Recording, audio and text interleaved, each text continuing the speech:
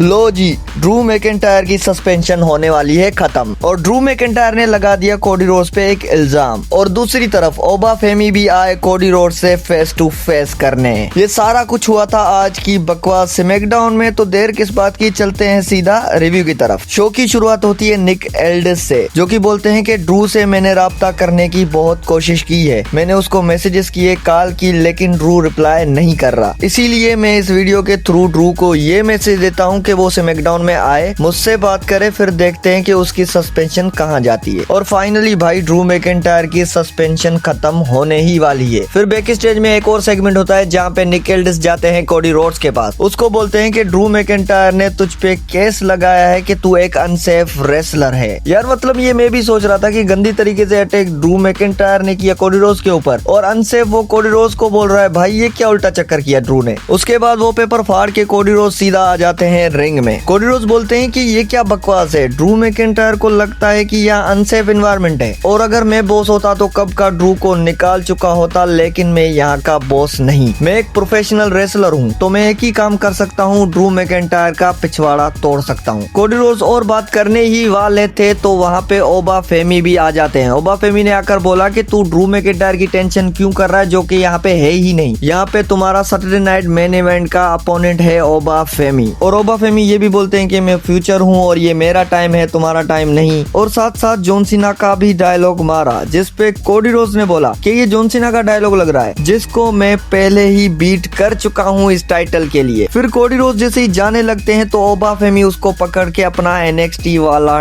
Title दिखाता है। और जब इनका फेस टू फेस हो रहा था तो मैं एक बात सोच रहा था कि भाई इसका साइज देखो, मतलब ओबा फेमी का साइज देखो, कोडी रोड्स से लड़ेगा कैसे। अब ये चीज हमें पता लगेगी सैटरडे नाइट मेन इवेंट में। उसके बाद हर बार की तरह United state championship open challenge होता है इलिया ड्रैगुनोव वर्सेस टोमासो चियम्पा के बीच में। और ये मैच काफी ज्यादा सही भी हुई थी और हर बार ऐसा लगता है कि भाई आज तो इलिया ड्रैगुनोव के हाथ से टाइटल गया। एंड में एक मोमेंट आया जब जोनी और कैंडिस लरे ने डिस्ट्रैक्ट किया इलिया ड्रैगुनोव को। भाई उस टाइम लगा के गया टाइटल इसके हाथ से, लेकिन समहाउ इलिया ड्रैगुनोव सरवाइव कर लेते हैं। उसके बाद टोमासो को अचानक से रोल अप करके विक्ट्री ले लेते हैं और रिटेन कर लेते हैं अपना टाइटल। उसके बाद गार्गेनो और टोमासो उसको मारना शुरू हो जाते हैं तो वहाँ पे उसको बचाने आ जाता है कार्मेलो हेव्स। कार्मेलो हेव्स ने टोमासो चियम्पा और जोनी गार्गेनो को वहाँ से मार के भगा दिया। उसके बाद इलिया ड्रैगुनोव को रिस्पेक्ट भी दिखाई। क्या कार्मेलो हेव्स फेस बन चुका है। फिर नेक्स्ट आता है अंकल हाउडी का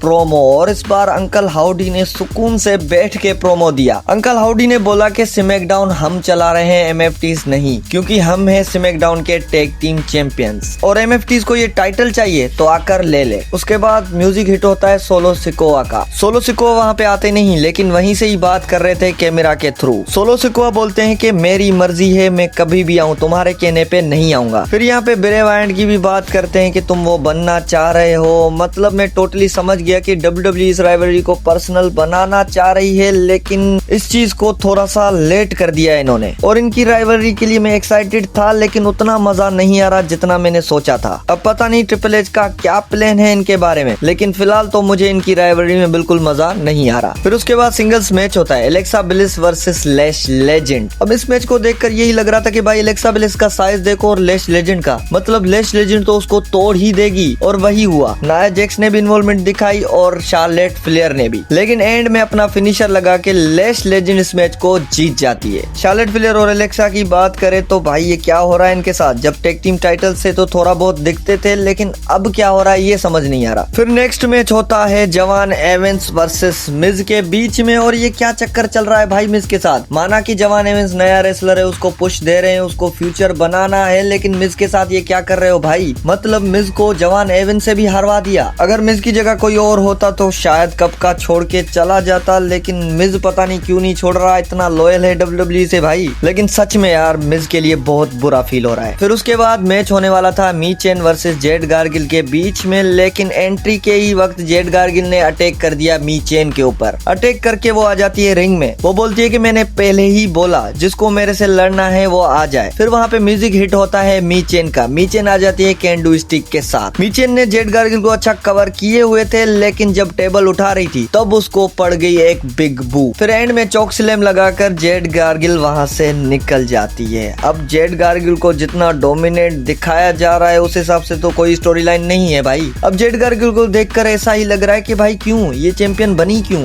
इससे अच्छा तो टिफनी थी, कम से कम वो अच्छी स्टोरी लाइन और अच्छी मैचेस देती थी। फिर एंड में मेन इवेंट मैच होता है Rhea Ripley and Damian Priest versus Alistair Black and Zelina Vega. ये था मिक्स टैग मैच। मैच तो ठीक ठाक थी और कुछ मोमेंट इस मैच में मुझे अच्छे भी लगे, जैसे कि डबल मूनसॉल्ट, रिया रिप्ली ने हेडबट मारा एलिस्टर ब्लैक को और एंड में डबल रेजर एज। ये मोमेंट कुछ अच्छे थे इस मैच में। उसके बाद एंड में रिया रिप्ली रिपटाइड लगाकर इस मैच को विन कर लेती है। मैंने सोचा था कि इस मैच को मेन इवेंट किया है तो कुछ खास होगा, लेकिन इतना कुछ खास नहीं था इस स्मैकडाउन में, और स्मैकडाउन से खास की उम्मीद ही मर चुकी है भाई मेरी तो। अब मैं आपसे सवाल पूछ रहा हूँ कि आपको ये स्मैकडाउन कैसी लगी और इस स्मैकडाउन का कौन सा मोमेंट आपको बेस्ट लगा, कमेंट करके मुझे जरूर बताना।